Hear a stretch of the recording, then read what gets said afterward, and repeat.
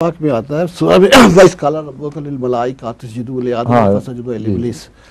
تو میرے پاس دو کویشچن میں جسارت کر رہا ہوں پوچھنے کی. ایک تو ہے کہ ابلیس اور شیطان کا جو فرق آتا ہے وہ کیا ہے، اور پھر شیطان کیا ہمارا نفس ہی ہے؟ شیطان کوئی ایسی میں چیز ہے؟ کرتا ہوں، ابلیس اور شیطان دو طرح سے بیان ہوئے ہیں جو میں نے گہری نظر سے مطالعہ کے بعد اندازہ لگایا ہے.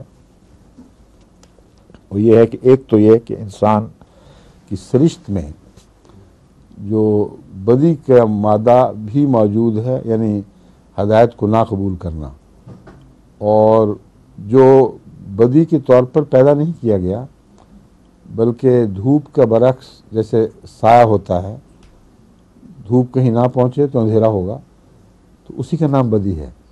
اس لیے اللہ تعالیٰ نے انسانی سرشت میں شیطان نہیں پیدا کیا، مگر اس کا نام شیطان اس لیے رکھا گیا ہے کہ اس کو آزادی دے دی گئی کہ چاہو تو مشکل کام اختیار کرو، چاہو تو آسانی کی طرف جھک جاؤ، اور انسان آسانی کی طرف جاتا ہے اور اوپر کی طرف چڑھنا اس کے لیے مشکل ہے. یہ جو آرام طلبی کا رجحان انسانی فطرت میں ہے، آسان راہ کو اختیار کرے، مشکل کو چھوڑ دے، اسی کا دوسرا نام شیطان ہے. بس ہر زندگی کے فیصلے کے موڑ پر صبح شام دن رات ہر انسان تجربہ رکھتا ہے کہ اس کے سامنے دو راہیں ہوتی ہیں. یہ اختیار کرو، ایک طالب علم کے لیے اٹھو محنت کرو تو کل تمہارا مستقبل جاگ اٹھے گا. اب سو جاؤ گے تو مستقبل سو جائے گا. لیکن بعض طالب علم کہتے ہیں ہاں ہم اٹھیں گے، بعض کہتے ہیں ہم سوتے ہیں. تو یہ شیطان ہے، مگر ایک الگ وجود کے طور پر نہیں، اس کے وجود کا ایک حصہ، اس کی فطرت کا جزء لا ینفک، جو اس کو فیصلے کی اجازت کے ساتھ ایک لازمی نتیجہ تھا جو پیدا ہونا تھا. اگر انسان کو آزادی دی جائے کہ تم یہ کرو یا وہ کرو، تو اگر آزادی نہیں تو پھر وہ ایک ہی کام کرے گا.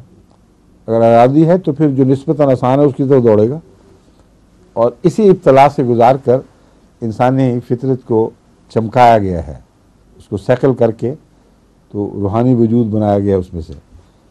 اس لیے یہ کوئی ایسا منطقی مبحث نہیں ہے جس میں آپ کہیں خدا نے ایول پیدا کی. اسی جھگڑے میں پڑھ کر زرتشتی بیچارے بعد میں، حضرت زرتشت نہیں، مجبور ہوگا یہ خیال بنانے پر کہ ایول تو خدا پیدا کر ہی نہیں سکتا، اس لیے ایول کا خدا الگ ہوگا. اور یہ بھول گیا کہ اگر وہ خدا الگ ہے تو پھر بہت سے مسائل پیدا ہوتے ہیں، اس وقت میں نہیں چھیڑتا. تو یہ آپ کا اصل سوال کا جواب یہ ہے کہ شیطان اس فطرت، انسانی فطرت کے رجحان کا نام ہے جو جب اسے اجازت دی جائے کہ چاہو تو یہ کرو چاہے تو وہ کرو تو آسان طلبی کی طرف جھکتا ہے اور نیچے کی طرف دوڑتا ہے. قرآن کریم نے اس مضمون کو اور جگہ بھی کھولا ہے اسی طرح. فَلَاقْتَحَمَ الْعَقَبَةَ، فک و رقبہ اور یہ چیزیں بیان فرما کے فرماتا ہے انسان کو ہم نے آزادی توفیق، دو راہیں دکھائی تھی، دونوں ترقی کی راہیں تھیں، مادی ترقی کی بھی اور روحانی ترقی کی بھی. لیکن اس نے بلند تیروں پر چڑھنے کو ترجیح نہیں دی، نیچے کی طرف جھک گیا ہے. اور دوسری جگہ بھی قرآن کریم نے اس مضمون کو کہ وہ نیچے کی طرف جھک گیا بار بار بیان فرمایا ہے. تو یہ ایک طبی میلان ہے، اس لیے اس کو شیطان کی فتح نہیں قرار دیا جا سکتا.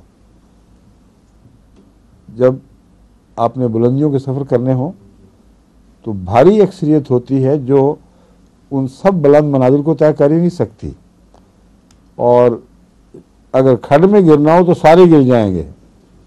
جن کے پاؤں پھسلیں گے ان کو کوئی روک نہیں سکتا.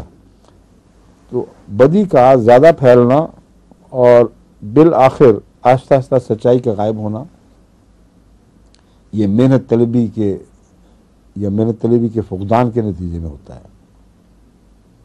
چنانچہ خدا تعالیٰ نے انسان کو یہ تاکید کیا فَإِنَّكَ قَادِحٌ إِلَىٰ رَبِّكَ قَدْحًا فَمُلَاقِيهِ. وہی روایت والا مضمون ہے کہ تو نے اگر خدا سے ملاقات کرنی ہے تو اِنَّكَ قَادِحٌ إِلَىٰ رَبِّكَ قَدْحًا، تجھے مشقت کرنی ہوگی خدا کی راہ میں، اور مسلسل مشقت ہے جو پھر یقیناً تجھے خدا تک پہنچا دے گی. تو تو یہ شیطان اور شیطان کے برعکس مضمون کی روح ہے. باقی لفظی بحثیں ہیں. میرے نزدیک جب انسان نبی کے وقت یا نبوت کے مضمون کے ظاہر ہوتے وقت بغاوت میں اٹھ کھڑا ہوتا ہے اور تمام منفی صفات کا مظہر بن جاتا ہے تو اسی کا نام ابلیس ہے.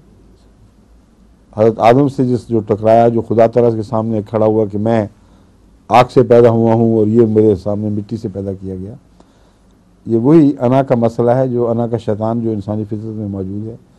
جب وہ انسان مجسم ہو جائے اس کو ابلیس کہتے ہیں. بس میرے نزدیک وہ ابلیس ایک آدم کا ابلیس بھی تھا.